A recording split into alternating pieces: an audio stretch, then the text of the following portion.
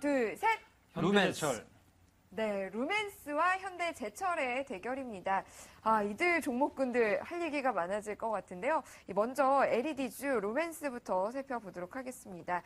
참 한동안 LED주가 참 우리가 반짝반짝하다 이야기 많이 됐었던 업종인데 역시 시장의 하락을 좀 견디기가 쉽지는 않았던 것 같아요. 최근에도 살짝 하락폭을 좀 보여주는 모습이었는데 지금 다시 한번 반등할 수 있는 구간으로 판단하시는 건가요?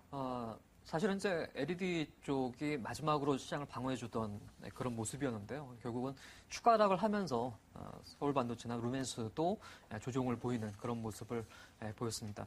여러분들이 기억하실 텐데요. 루멘스가 제가 포트에 편입을 하기 위해서 여러 차례 시도를 했었습니다. 10,000원 돌파하면서 1,200원 정도를 매수가로 제시했는데 당시 기억으로 한 1,300원 정도를 저가를 하고 나서 12,000원까지 바로 상승하는 모습을 보였었거든요. 그러면서 1,500원으로 추가 기다렸다가 했는데 역시 이제 계속 그러니까 기다리는 지지선까지 안 오게 되면은 그 종목은 그만큼 강한 흐름을 보여준다고 말할 수 있겠죠.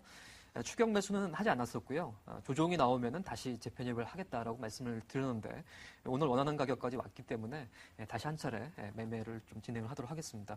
사실 한 10,000원 정도 부근에서 기다리고 있었는데요. 시장이 워낙 안 좋았기 때문에 10,000원을 이탈시키면서 지금 9,500원 부근에서 등락을 보이고 있는 그런 부분입니다. 가격은 조정을 보였지만은 추세는 아직 깨지지 않았다라고 말씀을 드리고 싶고요.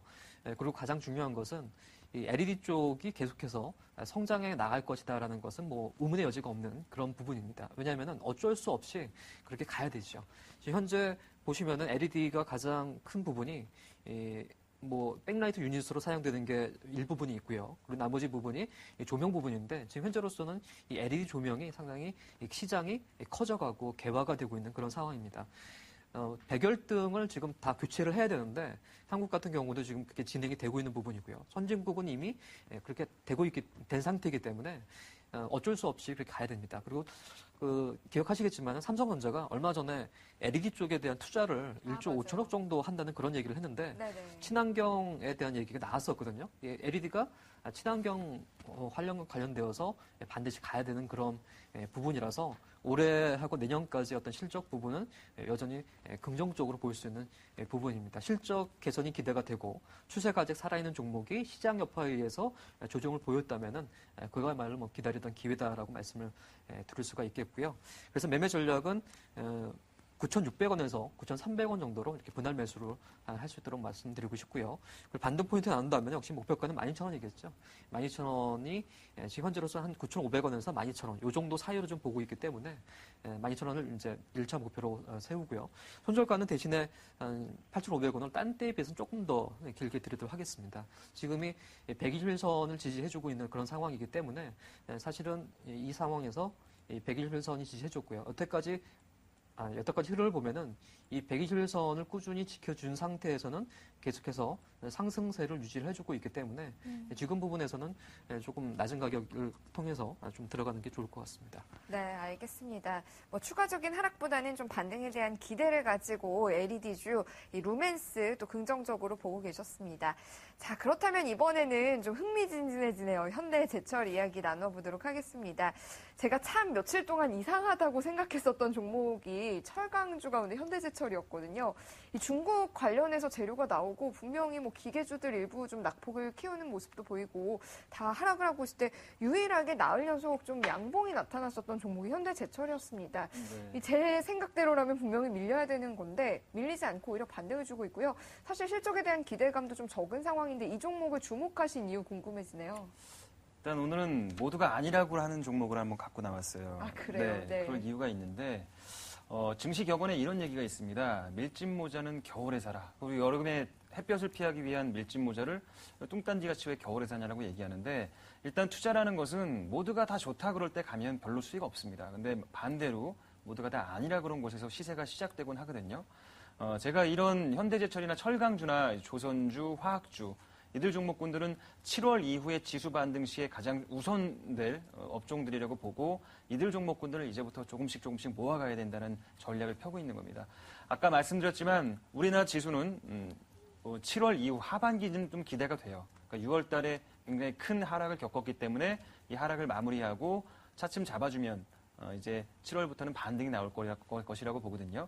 그러면 반등이 나올 때 어떤 종목군들이 가장 강하게 치고 갈 것인가에 대해서 미리 생각을 해놔야 되는데 전기전자는 저는 아니라고 봐요. 삼성전자는 계속해서 이 매물에 시달릴 가능성이 있다라고 보고 왜 그러냐면 갤럭시 S4에 대한 이슈가 아직 나타나지 않았기 때문에 실적 부진이 아직 나타나지 않았기 때문에 그런 갤럭시 S4의 실적 부진에 대한 어떤 부담감, 실적으로 나타나는 어떤 어닉 쇼크 이런 것들은 하반기로 갈수록 계속 심화될 가능성이 있다라고 보고요.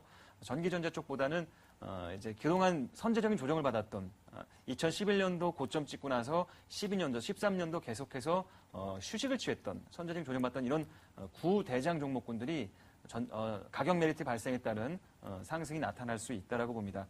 일단 2분기 실적 현대제철 저조할 전망이에요. 저도 알고 있습니다. 중국 시장에 대한 불안감도 여전하죠. 이런 부분들도 다 알고 있지만 이것은 미리 선제적으로 가격에 반영이 됐어요. 그래서 지금 현재 연중 최저치를 나타내는 그런 주가 부근에 머물고 있는 것이겠죠. 하반기 시장이 제가 말씀드렸던 것처럼 그 선제적인 조정을 받았던 구대장주 중심으로 흐른다면 현대제철은 반드시 소외되지는 않을 겁니다. 가장 강하게 철강주 중에서는 대장주로 뛰어나갈 가능성이 높다라고 보고요. 2년 반 동안 하락했던 굵직한 종목군들이 최근에 기관이라든가 외국인들의 매수세가 들어오는 것을 우리가 확인해 볼 수가 있는데 현대제철은 아직까지는 들어오진 않았어요. 그렇지만 매수세가 만약에 들어와 준다면 가격이 거래소가 계속 하락하는데 3, 4일 연속 계속 잡아준다라는 것은 이것은 개인들의 힘만으로는 불가능한 부분이거든요. 그래서 아마 제 계산에는 먼저 투신이라든가 이런 곳에서 선제적으로 매수가 들어오고 있다라고 볼 수가 있겠고요. 올해 9월 달에 재료가 하나 있어요. 고로 3호기. 그러니까 고로 3호기가 이제 완성이 되면서 생산 캐파가 굉장히 늘어나게 됐습니다. 그래서 전기로와 고로를 합쳐서 총 2,400톤이라는 엄청난 거대한 생산 능력을 보유하고 있기 때문에 중기적인 성장성은 이미 갖춰놓았어요. 시장만 좀 나아지면 되거든요. 이미 침체된 시장은 좀 나아질 수 있을 것이라고 보고 긍정적인 관점에서 접근하도록 하겠고요. 우리가 흔히 청산가치라고 얘기하는데 PBR, 이 회사가 갖고 있는 자산 대비해서 현재 시가총액이 얼마냐 계산을 해보니까 불과 0.6밖에 안 돼요. 그러니까 자산은 이만큼 갖고 있는데 현재 이 회사의 시가총액은 절반밖에 안 된다는 얘기거든요. 그만큼 저평가 매력이 남아있다라고 보시면 좋겠고 충분히 가격적으로 메리트가 있는 가격입니다. 전략만 잘 갖고 간다면 충분히 좋은 수익 낼 수 있을 것이라고 보고요. 전략을 전달해드리면 매수가는 63,000원, 현재 가격보다 한 1%, 2% 좀 내려오면 매수했으면 좋겠고요. 충분히 매수 가능하다라고 봅니다. 반면에 손절 가격은 최저점이 6만 원이었거든요. 6만 원이 이탈되면 일단 매도를 해야 된다고 봅니다.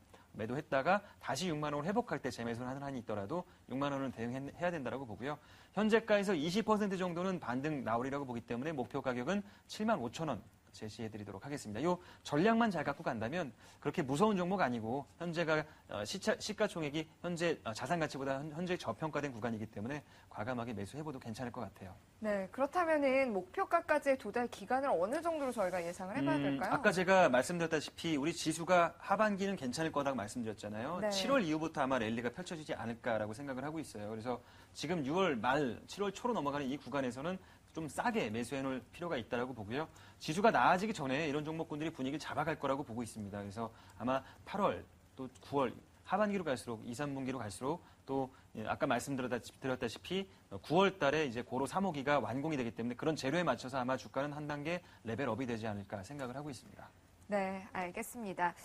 일단 남들이 아니다라고 할 때 예라는 전략으로 이 낙폭과대주들의 좀 이 반등이 하반기에 좀 이뤄지지 않을까 보셨던 것 같은데요. 정수재 이사님은 네. 어떻게 보셨나요? 서로의 종목을 좀 이야기해보는 시간은 어떨지 궁금하네요. 네. 현금이 있다면은 네. 현대제철 같은 경우는 진짜 좀 비중을 실어도 충분히 어. 괜찮은 그런 시점이라고 생각되고 있습니다. 그러니까 네. 기존에 있었던 게 아니라 진짜 그 주식시장이라는 게 재밌는 게 네. 현금을 가지고 있느냐 아니면 주식을 보유하고 있느냐에 따라서 이게 천차만별이 되고 있는데요. 그렇다면 지금 시점에서 선택할 수 있는 거라면 아까 말씀하셨던 것처럼 청산 가치보다 훨씬 낮은 부분이기 때문에 약간 여유가 있으시다면 충분히 괜찮은 투자 방법이라고 말씀드릴 수 있겠습니다. 네, 그럼 최태훈 전문가님은 루멘스 어떻게 평가하시나요? 루멘스 일단 과거에 굉장히 전 즐겨 매매하던 종목이었어요. 아, 그래요? 최근에는 네. 포트를 좀 바꿨는데 루멘스라는 종목도 그러니까 코스닥 시장이 단계적으로 다 무너졌기 때문에 그에 따른 반발 매수가 계속 저는 유입이 된다라고 봅니다. 그래서 일시적인 반등이 나올 수 있는 구간이라고 보기 때문에 좋은 종목 선택하신 것 같은데요. 서로 이렇게 칭찬 일색이시니까 다음 주 수익률이 더 기대가 됩니다. 시청자 여러분들은 어떻게 생각하시나요? 루멘스, 현대제철 두 분 각각 한 종목씩 소개를 해주셨습니다. 기대 많이 해주시고요.